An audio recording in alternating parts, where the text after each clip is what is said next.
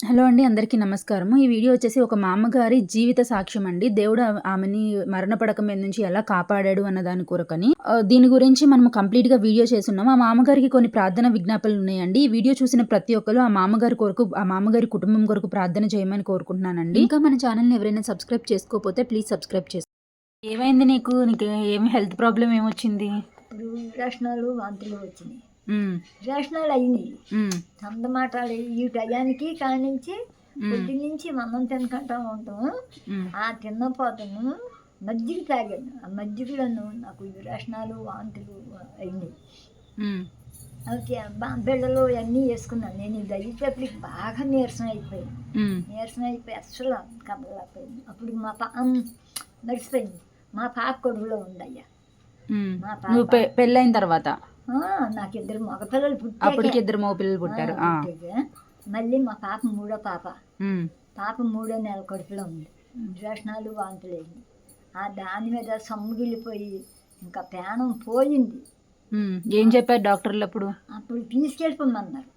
డాక్టర్లు బ్రతకదు అన్నారు, ఇంకా తీసుకెళ్ళిపోమన్నారా? తీసుకెళ్ళిపోమన్నారు. ఎవరు చెప్పారు నీకు ఈ విషయం? మీ అమ్మగారు చెప్పారా? నీకు తెలుసా? మా అమ్మగారే చెప్పింది. హ్మ్. తీసుకెళ్ళిపోమని అంటే మా అమ్మ కూడా దేవుని బాగా నమ్ముకుంది. హ్మ్. ఆవిడ కూడా బాగా నాయన తండ్రి నా బిడ్డను కాపాడు, నా బిడ్డకు రక్షణ కల్పించు తండ్రి నాయన అని ఆవిడ కూడా గొప్ప ప్రార్థన చేసుకొని గొప్ప ప్రార్థన మంత్రాలు కూడా ఆవిడ.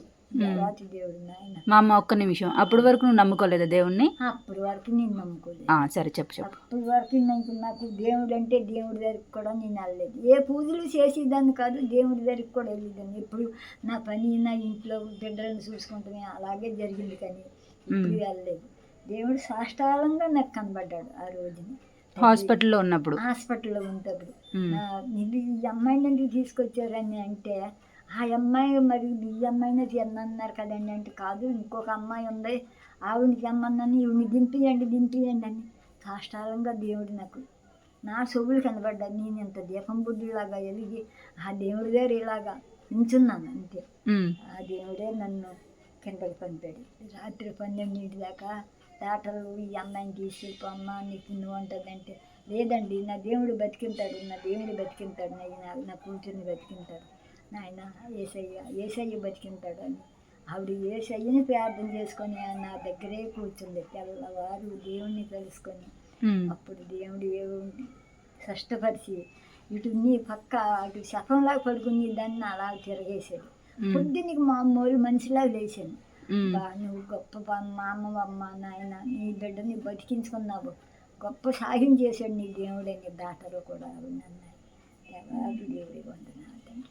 ఎన్ని సంవత్సరాల నుంచి మా అమ్మ ఇప్పుడు నువ్వు దేవుని ప్రార్థన చేసుకుంటున్నావు? నేను 20 సంవత్సరాలు.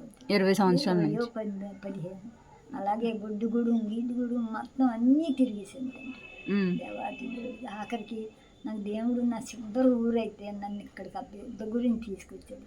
నా చిన్న కొడుకు అయ్యా తండ్రి అడిగి మంచి నెలడు తలలో ఏముండవు, కానీ నాయన అడిగి మందు వేసుకున్నా ఏం చేసినా తండ్రి నాయన పెచ్చదేరిపోయి నాయన అని బాగు చేయమని దేవుడికి ఎంతో స్పష్టపరుచుకొని కన్నీరు ప్రార్థన చేసుకొని తండ్రి నాయన అప్పచెప్పాను అయ్యా. దేవా మీరు ఆలకించినారు కూడా నాయన నా బిడ్డ బాగోవాలని, ఆ పిల్లోడు బాగోవాలని ప్రార్థన చేయాలి తండ్రి. దేవాది దేవుడు అయ్యా, మంచి భవిష్యత్తు ఇవ్వయ్యా దేవా. మరి మా అమ్మ ఇప్పుడు నీకు సరిగ్గా తినడానికి ఉండడానికి లేదుగా, మరి దేవుడికి ప్రార్థన చేయడం మానేసావా? ఎందుకు మానేస్తానమ్మా? ఆ తింటాకి దేవుడు ఇచ్చిన గొప్ప వల్ల నేను స్కూల్లో పనిచేస్తున్నాను, ఈ గుమ్మాలు తెలుసుకుంటున్నాను. అది సాదా తల్లి, అదే సాదు. దేవుడు నన్ను ఎంతగా ప్రేమించాడు కాబట్టి కూడికి గుడ్డకి ఇబ్బంది లేదు. నాకు ఏ అమ్మ ఒక అమ్మ కొత్త చీరలో ఎడతండి దేవాతి దేవుడు వల్ల. ఎప్పటి నుంచి ప్రార్థన చేసుకుంటావు? పొద్దున్న ప్రార్థన చేసుకుంటావా? పొద్దున్న చేసుకుంటాను. ఎప్పటి నుంచి ప్రార్థన చేసుకుంటావు? పొద్దున్న 4ంటికి మెలకు వస్తుంది. 4ంటి కాడి నుంచి ఒక గంట కూర్చొని అలాగే మంచం మీద ప్రార్థన చేసుకుంటాను. ఆ తర్వాత నాకు ఎంతో కష్టం వచ్చింది అనుకో నా బిడ్డ గురించి, నా బిడ్డ ఎలాగైపోయాడు కదా అని. అప్పుడు పడుకుంటే నిద్ర అట్టదు. రాత్రి ఎందుకో కానీ 3 సార్లు లేచి నిద్ర అట్టలేదు. ఆ దేవుణ్ణే ప్రార్థన చేసుకుని, ఆ కన్నీరు ప్రార్థన చేసుకుని నేను ఒక్కదాన్నే ఇంట్లో ఉన్నాను. ఆ తండ్రికి ప్రార్థన చేసి నా ప్రార్థన ఆలకించి నా తండ్రి నా బిడ్డని నన్ను క్షేమంగా చూడాలి తండ్రి. మరి దేవుడు ఇప్పుడు మీ మనవడిని మారుస్తాడన్న నమ్మకం ఉందా నీకు? మారుతాడు. తర్వాత సంగతి మారుతాడని ఆడికి ఒక ఇంటోడు అవ్వాలని ఒక తండ్రి నాకు ఒక కుటుంబంలాగా పెరగాలమ్మ మారుతాడని నేను నమ్ముకున్నాను తండ్రి. అమ్మగారు కూడా అలాగా అంటారు, అమ్మ మారుతాడని. వెళ్తావా చర్చికి? వెళ్తావా ప్రతి సండే? అదే కదా చర్చి వెళ్తావు?